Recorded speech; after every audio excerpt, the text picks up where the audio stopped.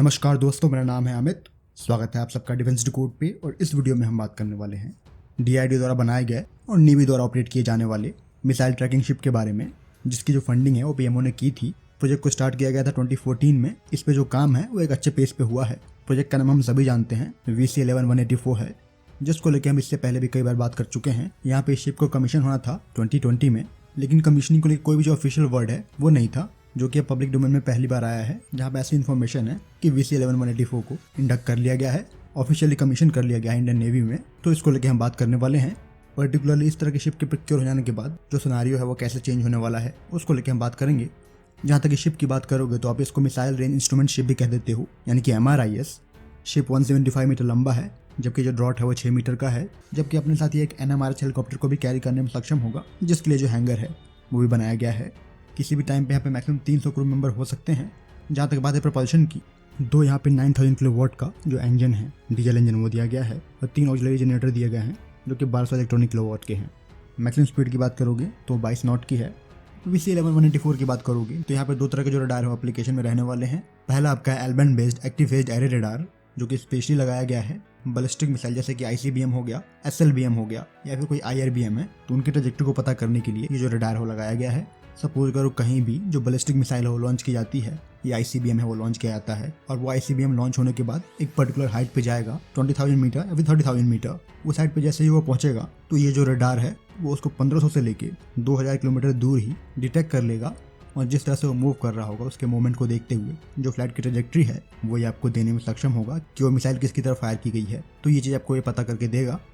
यहाँ पे एक और रडार रहने वाला है जो कि एक्स-बैंड बेस्ड रडार है, स्पेशली इस्तेमाल किए जाएंगे ट्रैकिंग के पर्पज से। और जहाँ पे मल्टीपल टारगेट हैं या फिर मिर्व फायर किए गए हैं, तो वहाँ पे मिर्व से स्प्लिट हो रहे जो भी वॉरेड हैं उन सभी को ट्रैक करने में सक्षम होगा जो इसका एक्स-बैंड बेस्ड रडार है वो। जहाँ तक इस शिप पे लगे हुए एल-बैंड बेस्ड रडार की बात करते हो तो वो एक वेरिएंट होने जा रहा है, जो अभी हाल ही में 2013 में इसरो ने जो अपना रडार लॉन्च किया था, यानी कि मल्टी ऑब्जेक्ट ट्रैकिंग रडार, तो उसी का एक वेरिएंट है ये, जो कि शिप पे लगाया गया है। MOTR की बात करोगे तो ये एक एल-बैंड बेस्ड ISA रडार है। 2012 में इसको इसरो ने एक्टिव किया था। रडार में तकरीबन 4600 के नंबर में जो TR मॉड्यूल हैं वो दिए गए हैं। ज़्यादातर यहाँ पे जो एरे हैं वो रेक्टेंगुलर हैं। सिंस ये ISA रडार है तो ये अपने बीम को इलेक्ट्रॉनिकली स्टीयर कर सकता है किसी भी डायरेक्शन में, जबकि एक समय पे एक लंबी डिस्टेंस पे तकरीबन 10 टारगेट को ये ट्रैक कर सकता है। बेसिकली इसको इसरो ने बनाया था जो भी स्पेस में डेब्रिस होते हैं उनको ट्रैक करने के लिए, जो कि ऑब्वियसली एक लॉन्गर रेंज पे होंगे, तो उस तरह के ऑब्जेक्ट को ट्रैक करने के लिए ये रडार बनाया गया था, जिसका जो वेरिएंट है वो इस्तेमाल में लाया जा रहा है VC-11-184 में।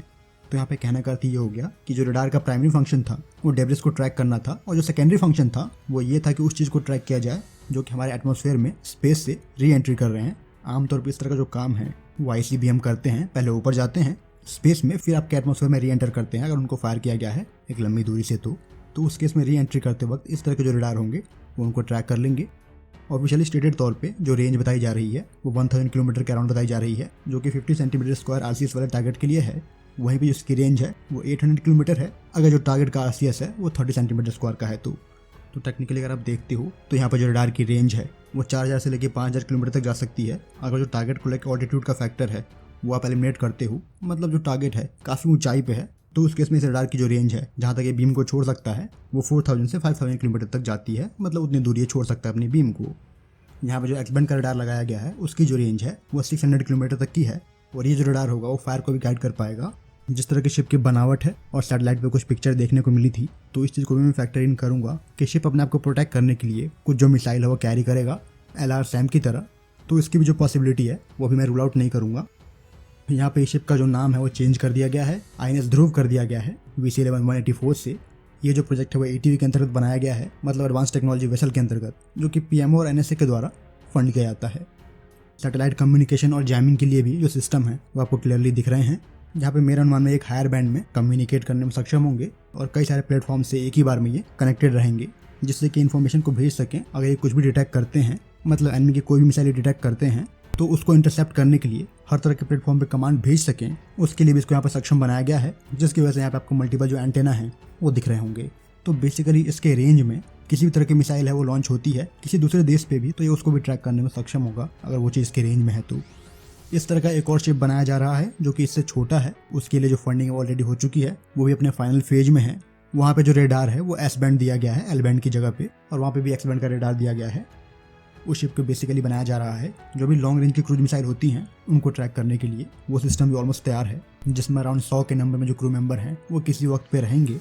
जबकि जो रेडार है इनिशियल रिपोर्ट के अकॉर्डिंग अमेरिकन कंपनी नॉर्थरॉप ग्रोमन से प्रोक्योर किया जाएगा। तो ये अभी इनिशियल रिपोर्ट है, पॉसिबली यहाँ पर DRDO का जो कोई वेरिएंट है वो भी लगाया जा सकता है आपके सेकंड शिप पे। तो ये इस तरह के शिप हैं जो कि ओशन सर्वेलेंस के लिए बनाया गया है मिसाइल ट्रैकिंग को लेके। तो कहीं कि जो ऑपरेशनलाइजेशन है वो 2020 में ही कर दिया गया था, लेकिन मोर और लेस जो ऑफिशियल या फिर यूं कह लो मीडिया के थ्रू जो रिपोर्ट है वो अभी आ रही है। फिलहाल इस वीडियो में इतना ही। जय हिंद।